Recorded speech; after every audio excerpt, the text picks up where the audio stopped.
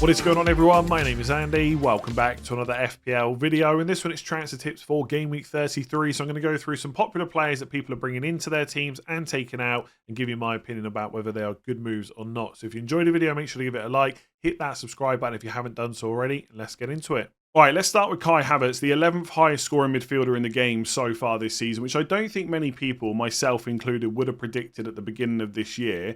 And I think a lot of it has been helped by his recent scores. So in his last 7 game weeks, it's 69 points, 4 double-digit hauls, 5 goals, 5 assists, which is pretty impressive. And I think given how well he and Arsenal are playing at the moment, there's no reason those points won't continue to tick over. Is he going to go and get 4 double-digit scores in the last 7 games? Possibly not. But I think he'll score enough for 7.3 million to be worth it. And he is a good differential at the moment as well, especially compared to Saka or Odegaard. And I think whether you're looking short term, so Villa at home this week and then a double in 34 of Wolves away, Chelsea at home, or whether you're looking longer term, he is just a good option. Now, if you're wildcarding in 35, for example, you probably wouldn't hold on to him. But if you've got no chips and you want him for the double, the 4 remaining matches are Spurs away, Bournemouth at home, United away, and Everton at home. Now, is it ideal on the run-in for Arsenal to have to go away to Spurs and Man United? Maybe not, but both of those teams will give up chances. So I really like Havertz as an option. He seems to have that number 9 position locked down. Even with Gabriel Jesus coming back, he's playing more on the left.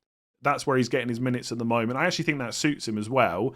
There's no reason to think that Havertz will lose that position. If you look at his minutes recently, the last time he didn't start a game, and I know there's been injuries and stuff like that, but the last time was Game Week 22 against Forest away. And even the 2 matches before that, he started. So since Game Week 20, he's only not started 1 match for Arsenal. So I think that's good enough to say, moving forward, he will continue to be first choice in that role. Am I as confident in his minutes as I am with someone like Odegaard and Saka? I'm not sure I'm quite there yet. And I would put it like this, right? If all 3 players, Havertz, Odegaard and Saka, were fully fit and available, and Odegaard and Saka weren't in the first 11, I'd be shocked in a Premier League game. Whereas if Havertz missed out, I'd be surprised. And I think there is a slight difference there. Maybe I've got it wrong. Maybe we should be assuming he's absolutely nailed on at this point. But I just don't think it's quite as much as it is with Odegaard or Saka. That being said, it's not enough to put me off by any means. And if you wanted to go for him as a second Arsenal attacker, or possibly for the next couple of game weeks as a short-term differential as your only Arsenal attacker, ahead of Saka or Odegaard, I think that's fine. I actually don't think it's the worst time to do it either, because Saka is clearly carrying something. I don't think he would have come off against Brighton around the 60th minute when it was only 1-0 if he was, not carrying an injury, which it seems like he is, given what Arteta has said over the last few weeks. So, yeah, I really like Havertz. If it was a long-term move where I was bringing in an Arsenal midfielder for the rest of the season, I probably would just play safe with Saka or Odegaard. But shorter term, as your only option, I really like Havertz. The only thing to say, just to go along with the minutes conversation, is to look at Arsenal's schedule. Now, they've got the home game against Bayern today in the Champions League, and the next Premier League game is Villa on Sunday. So there's quite a big turnaround there. But then they've got the away leg against Bayern on Wednesday. Then it's Wolves on Saturday, and the Chelsea game, which is the second game of double game week 34, is on the Tuesday. So that Bayern, Wolves, Chelsea turnaround is Wednesday, Saturday, Tuesday. If he was going to miss a game, you think it might be one of those in game week 34. Presumably it'd be the Wolves game rather than the Chelsea one, but either way, there could be a rest in there somewhere. And I don't think it's going to be in the Champions League if he's Arsenal's first choice number 9, which I think it's pretty clear he is at the moment. So that would be my only worry, but it is only a slight doubt. And I just think, given his price, the differential status as well, the fixtures Arsenal have got, if you're looking for a differential without just going for someone random for the sake of it, I think Havertz probably is the one right now. So I really like him. I'm just not quite there with minutes as I am with Odegaard and Saka. Not yet, but it's getting close. All right, let's talk about James Maddison next. A midfielder that is definitely not returning at the same rate that Havertz is. It's now 4 blanks in a row, and the fixtures haven't been that bad in that time. So in game week 29, it was Fulham away, then it was Luton at home, West Ham away, and Forest at home. So to come away with 0 attacking returns is disappointing. And the underlying numbers haven't been that great either. If you look at the expected goal involvement per 90, it's 0.22, 0.28, 0.23, and 0.26. So he hasn't been playing that well. And I can see why people are starting to sell him. And I'll come on to whether or not you should keep hold of him in just a second.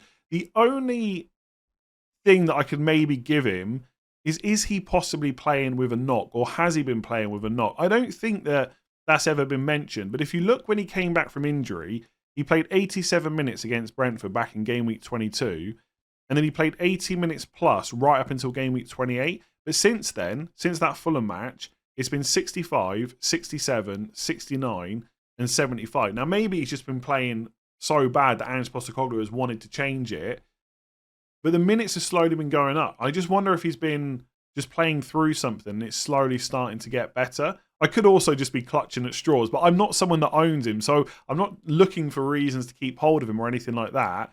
I'm just going with what we're seeing from the minutes we've had. So hopefully that uptick continues and he starts getting back to 80 to 90 minutes, but also starts playing a little bit better. Because in those games where he did play 80 plus, okay, it wasn't, out of this world scores, but between game weeks 22 and 28, he did get 1 goal, 3 assists. So it wasn't like he wasn't getting anything at all.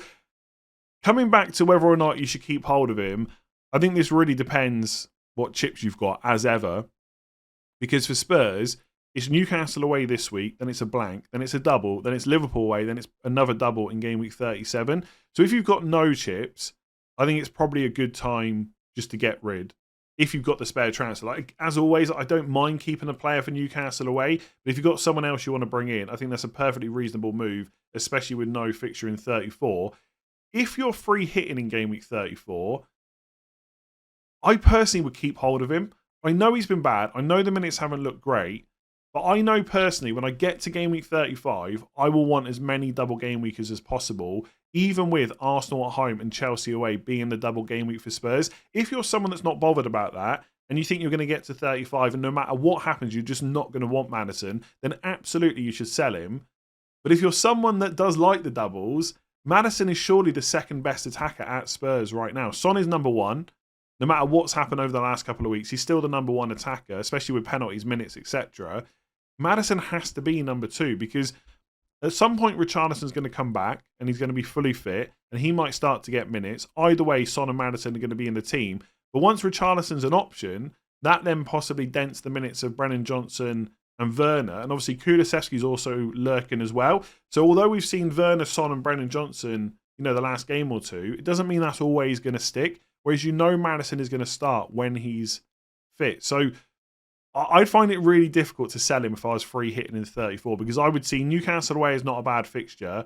And then straight after the free hit, you've got someone that as long as he remains fit is guaranteed to start in a double game week. And okay, Liverpool away is not great in 36, but then you've got another double and one of the games is Burnley at home and it's Sheffield United away to finish the season. And look, I haven't locked in my wildcard 35 team because what's the point, right? It's still a couple of weeks away.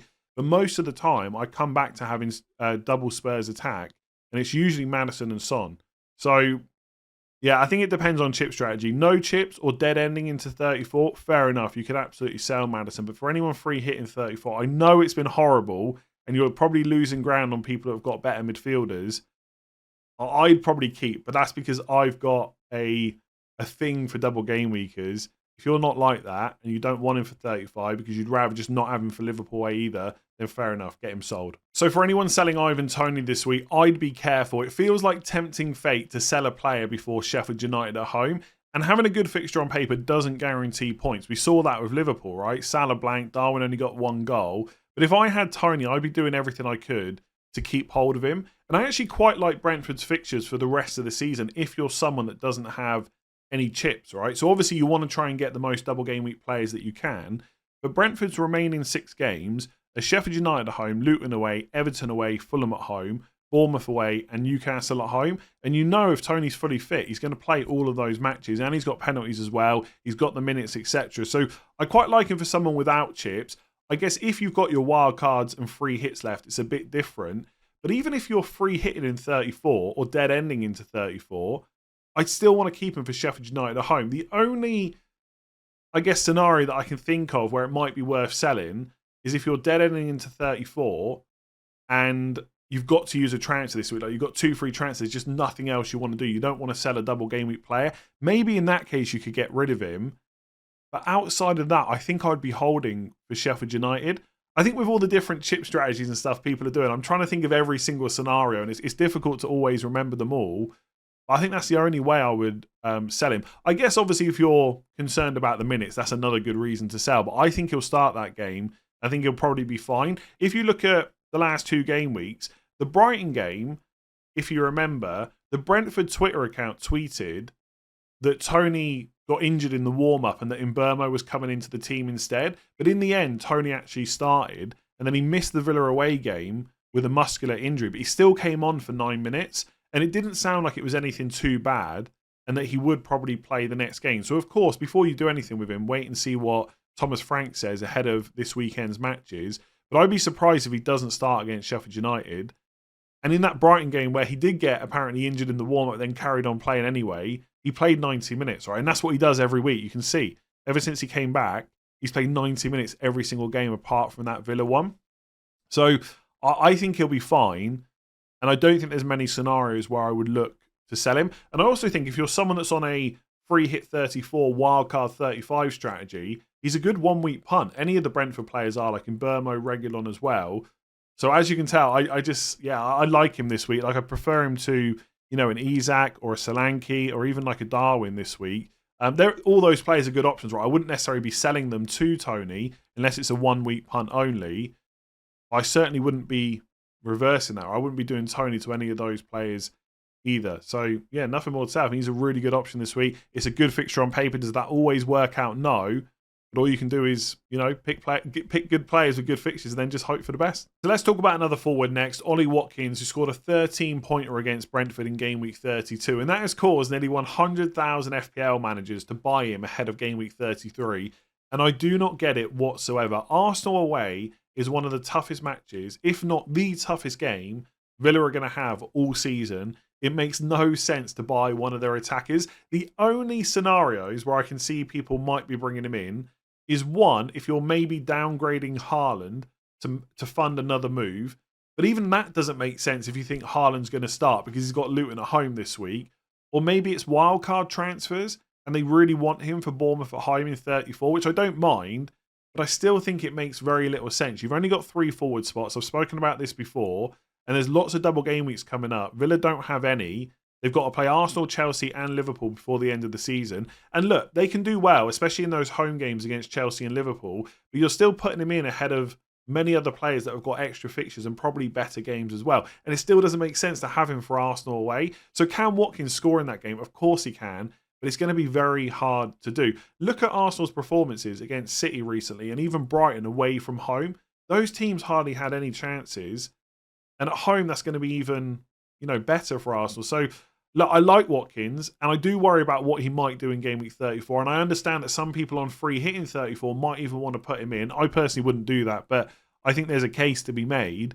But buying him before Arsenal away, it just doesn't make sense. So despite how bad Man United have been this season, there have been a couple of positives, especially with the younger players. And one of those is Alejandro Garnacho, who's had 23 starts and got 12 attacking returns in that time, which is not bad for FPL considering he only cost 4.9 million. And the fixtures for Man United are good from now until the end of the season. So this week it's Bournemouth away. In 34 it's Sheffield United at home, which might not be bad for anyone that's looking to bench boost. Obviously, where possible, you want to go for double game weekers. But it's not the end of the world to go with a couple of single game weekers. And Sheffield United at home is a good fixture. Then it's Burnley at home in 35, Palace away in 36. They should have a double in 37, which will be Arsenal and Newcastle at home. Not confirmed yet, but hopefully it will be over the next couple of weeks. And then Brighton away game week 38. So if I had to play Garnacho in any of those game weeks, I'd be happy to do that, right? I think he's probably... Bruno Fernandes has still got to be in there with a shout as an option, just because he's nailed on minutes, penalties, etc. But Garnacho is definitely first choice winger in that Man United team. So for 4.9 million, you can't really go wrong. Now, would I, like nearly 65,000 FPL managers this week, buy him? That, as always, depends what chip strategy you are on. If you are dead ending into game week 34, despite the fact Man United have got Bournemouth away and Sheffield United at home, I think I'd rather buy someone like Sarabia, who's in and around the same price, but has that extra fixture in game week 34. Yes, it's Arsenal at home, which is not obviously easy, but I would still take that over buying Garnacho, especially when with Cunha off the pitch, Sarabia will take penalties. Even with Cunha on the pitch, he may take them. He's got a really good record. So I think in the short term, I'd rather go there. If you're someone with no chips, then obviously if you go for Sarabia, you get the double in 34. If you go for Garnacho, you get it in 37 instead. And I think in that case, if I was bringing in one enabling midfielder in game week 33 to cover me for the rest of the season, then I'd rather go Garnacho, because when Wolves start getting attackers back, it's not guaranteed that Sarabia will keep playing. Whereas if Garnacho comes out of the team, I'd be quite surprised, because he's ahead of Antony on the right and he's ahead of Rashford on the left. And I just don't see him playing so bad over the next few games that would change. So I think his minutes are pretty much secure. The only thing with Man United is they're still in the FA Cup. And if they beat Coventry and get through to the final and have nothing to play for as they get towards the end of the season, you might see some rotation. But to be honest with you, in the past, we've not seen a huge amount from Ten Hag. So I wouldn't worry about that just yet. I'd look at the shorter term fixtures in the double in 37 and think Garnacho is a really good option. So if you're dead ending, I'd rather go for Sarabia, because then you can just pick up Garnacho on your wild card instead. And if you've got no chips, I definitely prefer him to Sarabia longer term. And I would just take Sheffield United at home and a double later rather than going for the Wolves double in the short term. Mostly because transfers are going to be tight with the amount of doubles and stuff like that there is. So you don't, you could, in an ideal world, bring Sarabia in, then transfer to Garnacho later. But I just think with it being Sheffield United, you just take the risk on the single game week and just save your transfers for other moves. So yeah, I like Garnacho. I don't really have too many negatives about him, apart from the fact he takes up a midfield spot, right? And if you've got 5 other midfielders that you prefer and you can afford them, then fair enough. Like in my current team, I've got no room for him. But in 35, when you look at those fixtures in the double, I think he'll be in most people's teams. So game week 32 was a good reminder from Kevin De Bruyne about exactly what he can do when he's given minutes. It was an 18-pointer against Palace, 2 goals, 1 assist, obviously picked up the bonus. And that has caused nearly 100,000 FPL managers to bring him in ahead of Luton at home in game week 33, which I don't hate as a short-term punt, but only if you're confident in his minutes, which I don't think I would be when they've got Real Madrid tonight. Now, obviously, before you, or for most people anyway, before you make any transfers, you can wait and see what happens in the Champions League, Europa League matches, etc. And I did kind of mention the other day, maybe De Bruyne doesn't start that game and comes on later. I don't think that possibility is very high. So if he plays against Real Madrid, surely he's going to miss the Luton game, because I just think he is being managed by Man City and Pep. We've seen that already. He missed the Villa game completely. And if you look at the fixtures they've got coming up, it's the Real Madrid away game today, then it's Luton on Saturday. Now, Tuesday to Saturday turnaround is not that bad, but then you've got Real Madrid again on Wednesday, and I just think you're going to want Kevin De Bruyne for that game. And so I just don't see, I guess the question is De Bruyne going to play all 3 of the next 3 for kind of 70 to 90 minutes? I think that's unlikely given what we've seen so far. And then it makes the most sense that he's rested against Luton. So if he starts tonight against Real Madrid, I just don't think I would bring him in. We might get a leak on Saturday about whether or not he's starting, because the Luton game for Man City is at 3 o'clock, but the deadline's 11 a.m, so that's not a guarantee. So I think anyone that went for him against Palace, fair play. There was someone on the deadline stream that asked me about him. If you went through with it, happy days, 18 points is great. I just don't think around the Champions League games you can be fully sure about his minutes. You can't even be sure about them without those games as well. And I just think, I still stand by the opinion I've had for a while that 10.3 million is just too much. Again, as a 1-week punt against Luton before you dead end and then wildcard, maybe you go for him. But I think if you're trying to have Salah and Haaland right now, and even longer term, right, for the doubles around 37, I just don't think De Bruyne is going to be able to fit in with the price that he is. I just don't think it makes sense with the minutes that we're expecting. We know how good he is, and when he plays, he will get returns, but I just don't think it'll be enough to warrant a place in our midfields longer term. I think if he starts tonight, there's, I wouldn't say no chance of playing against Luton, because again, the turnaround's quite long, but I think you just rest him. Right? You can win that Luton game without Kevin De Bruyne, and then you want him for Madrid. Maybe if, City go away tonight and score 5 goals, it's a bit of a different conversation, but that seems unlikely. And I just don't think Pep would risk it if the score was much lower. So De Bruyne is great, as I've always said, and he will be a great pick when he plays, but I just don't think that'll be enough to warrant 10.3 million. And I just don't know if we want this headache. No one's ever that sure about Man City players, apart from maybe Haaland and maybe Foden, but even they have been rested recently. So I just wouldn't go there. Let me know if you think different. If you've enjoyed that video, give it a like, hit that subscribe button, rate 5 stars if you listen on podcast, and I'll see you tomorrow for the game week preview.